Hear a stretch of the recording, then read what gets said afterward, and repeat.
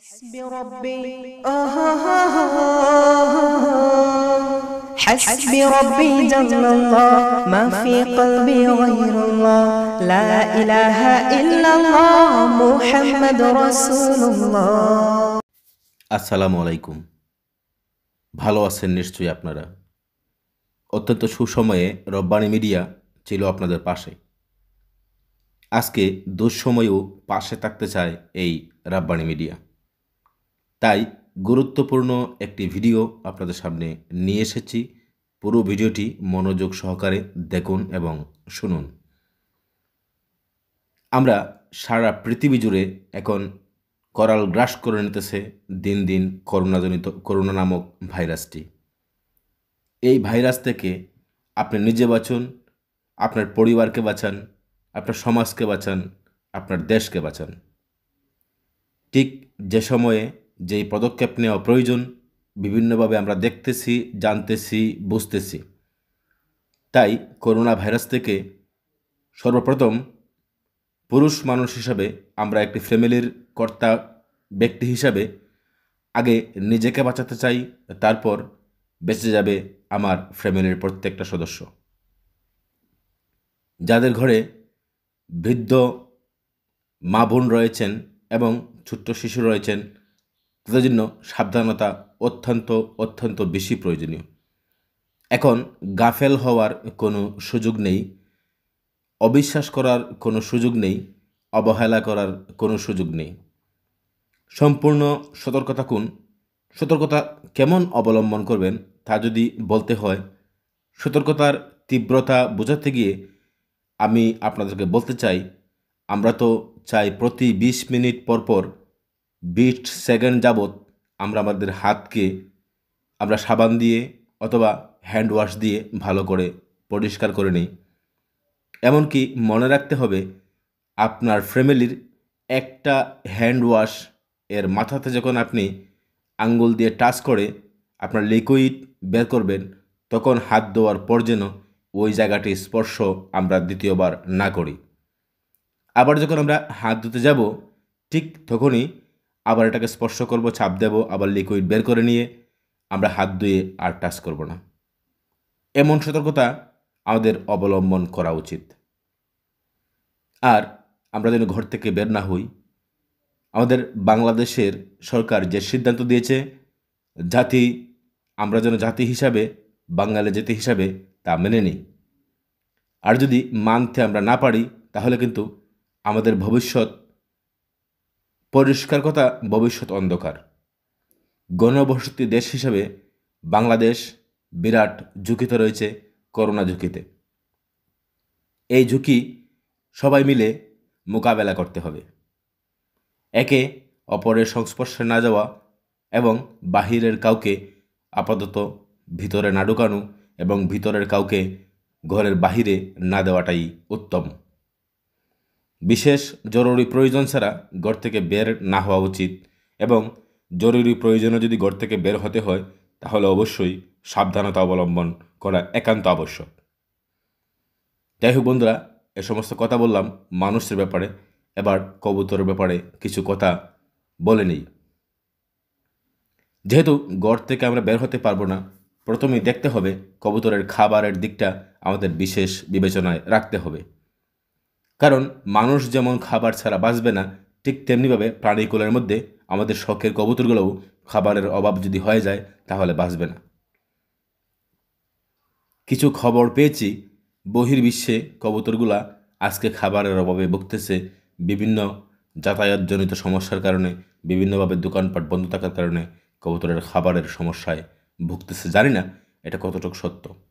আমরা চাই বাংলাদেশের প্রত্যেকটা পায়রা প্রেমী তারা যেন তাদের কবুতরগুলা খাবারের অভাবে না ভুগে এবং খাবারের অভাবে মারা না যায়। তার জন্য একটু গুরুত্বপূর্ণ আলোচনা করব, পুরো বিষয়টি মনোযোগ সহকারে শুনুন। আপনি যে পরিমাণ, আমরা তো প্রত্যেকেই 15 দিন, 1 মাস, 2 মাস, 3 মাসের খাবার আমরা কবুতরের জন্য সংগ্রহ করে থাকি।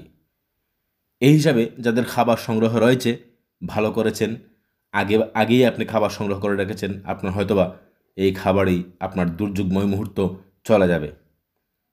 আর যারা কিছু খাবার সংগ্রহ করতে পারেননি তাদেরকে বলবো অতি সত্বর গম এবং ডাবলি মটর এখনও বাজারে পাওয়া যায় সচরাচর। গম এবং ডাবলি মটর আপনি কালেকশন করে রাখুন। যদি আপনার কবুতর বেশি হয় এক্ষেত্রে একটু বেশি করে কালেকশন করতে পারেন, যদি একটু কম হয় একটু কম করে কালেকশন করতে পারেন। যদি মিক্সার খাবার পাওয়া যায়, কবুতরের দোকানগুলো যদি খোলা থাকে, এক্ষেত্রে কোনো কথাই নেই, আপনি কবুতরের দোকান থেকে মিক্সার খাবার সংগ্রহ করতে পারেন। যদি না পান তাহলে অবশ্যই গমের বাজার এখনও খোলা রয়েছে এবং ডাবলি মোটরের উপর চাপ কম আছে, আপনি অবশ্যই ডাবলি মোটরকে কালেকশন করতে পারেন। এক্ষেত্রে আপনি একবেলা গম দিবেন এবং একবেলা ডাবলি মোটর দিবেন, এতে করে আপনার আমার শখের কবুতরটি বেঁচে যাবে এবং ডিম বাচ্চা করতেও তাদের কোনো সমস্যা হবে না।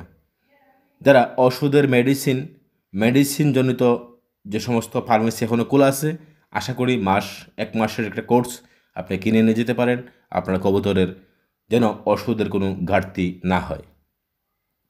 পাশাপাশি আমরা যদি আপৎকালীন সময়ে একেবারেই আটকে যাই, আমাদের খাবারের সমস্যা হয়, তাহলে অবশ্যই ঢাকার কথা বলছি না, ঢাকাতে ছাড়া যারা গ্রাম দেশে যারা কবুতর পোষণ করি আমরা, এই ক্ষেত্রে আমাদের একমাত্র উপায় হলো ধানের আশ্রয় নেওয়া। এই ক্ষেত্রে আপনি ধান সংগ্রহ করে রাখবেন, বা ঘরে যদি ধান থাকে তাহলে তো ভালো, আলহামদুলিল্লাহ, অন্তত আপনার কবুতর খাবারের অভাবে মারা যাবে না। তবে ডাবলি মটর এবং গম যদি থাকে তাহলে হয়তোবা আপনার কবুতরকে আপনি ব্রিডিং করাতে পারবেন, আর শুধু ধান দিয়ে কবুতরকে বাঁচিয়ে রাখতে পারবেন।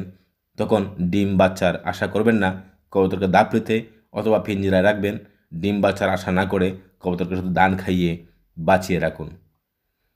আমার পক্ষ থেকে যেটুক প্রয়োজন ছিল খাবারের বিষয়ে আপনাদেরকে অবগত করে দিলাম। এবার আসুন আমরা জীবাণুনাশক হিসাবে কি করতে পারি। প্রথমে আমরা যেটা অবলম্বন করতে পারি সেটি হচ্ছে ফার্ম 30 আমরা প্রত্যেকটা কবুতরের লফটে অন্তত প্রতিদিন যেন স্প্রে করি। এই মরণঘাতী রোগ আপনার করোনা ভাইরাস, এটা কিন্তু পাখির মাধ্যমে বা পশুর মাধ্যমে ছড়ায় না। এটা আমরা অলরেডি ইন্টারনেট বা অনলাইন জগতে যারা আমরা একটু পরিচর্যা আমরা একটু ঘাটাঘাটি করি, আমরা জানতে পেরেছি যে এই কবুতর থেকে বা কোনো প্রাণী থেকে এই মরণ ব্যাধি বা করোনা ভাইরাস ছড়ায় না।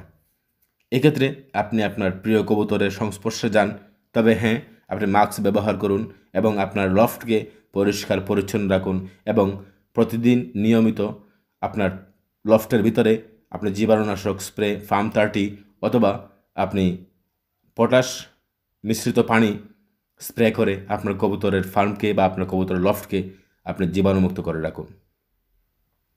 এই কথাগুলাই স্মরণ করে দেওয়ার জন্য এবং অবহেলা যেন আমরা না করি, সেজন্য আমরা প্রত্যেকেই আমরা আমাদের লফটে যতটুকু করা প্রয়োজন আমরা ততটুকু করি এবং সবসময় বাসায় থাকি এবং করোনা ভাইরাসের হাত থেকে রক্ষা পাওয়ার জন্য আমরা ঘন ঘন হাত ধুই, 5 ওয়াক্ত নামাজ পড়ি, ঘন ঘন অজু করি এবং ইস্তিগফার পড়ি।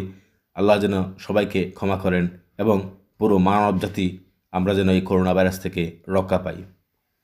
বন্ধুরা, আমাদের নিজেদের প্রোটেকশন এবং আমাদের কবুতরের প্রোটেকশন কীভাবে নিতে পারি এবং কবুতরের খাবার বিষয়ে কি করতে পারে যদি খাবার সংকট দেখা দেয়, আমরা যদি কেউ সংগ্রহ করতে না পারি, এক্ষেত্রে কি করব, এ নিয়ে মোটামুটি বিস্তারিত আপনাদের সামনে আলোচনা করার চেষ্টা করলাম। ভালো থাকুন, সুস্থ থাকুন, আনন্দে থাকুন। কবুতর বিষয়ে হয়তোবা আর কোনো ভিডিও নিয়ে আসবো কিনা জানি না, মন মস্তিষ্ক ভালো না, জাতি যেখানে একটা অনিশ্চিত ভবিষ্যৎ হাতছানি নিতেছে, সেক্ষেত্রে কবুতরের জন্য নতুন কোনো টিপসমূলক ভিডিও তৈরি করি আসলে মন চাইতেছে না। যদি মন চায় তাহলে হয়তোবা আপনাদের জন্য নিয়ে আসব। কিছু কিছু ভিডিও অলরেডি আপলোড করা আছে, কিন্তু মন মানসিকতা ভালো নেই বলেই পাবলিশ করতে আসলে মন চায় না, সাহস পাচ্ছি না যে আমার সাবস্ক্রাইবারদেরকে এইরকম দুঃসময়, এইরকম ক্রান্তি লগ্নে আমরা কীভাবে কবুতর নিয়ে কাজ করি। তারপরও যদি আপনারা কবুতর সম্পর্কে বিভিন্ন টিপসমূলক ভিডিও এই অবসর সময় আপনারা দেখতে চান, অবশ্যই ভিডিওর নিচ থেকে কমেন্ট বক্সে জানিয়ে দিবেন। আপনাদেরকে অবশ্যই বিনোদন দেওয়ার স্বার্থে, সময় কাটানোর স্বার্থে আপনাদের সাথে আমার রব্বানি মিডিয়ার বিভিন্ন বিষয়ভিত্তিক ভিডিও আপলোড করার বা পাবলিশ করার চেষ্টা করব ইনশাল্লাহ। ভালো থাকেন, সুস্থ থাকেন, আনন্দে থাকেন, এই প্রত্যাশায় আজকের মতো এখানেই বিদায়। নিজে বাঁচুন করোনা ভাইরাস থেকে, অন্য কেউ বাঁচান, মানুষের সংস্পর্শ এড়িয়ে চলুন। আসসালামু আলাইকুম। আল্লাহ। A like would be appreciated. Thanks for watching. And don't forget to subscribe.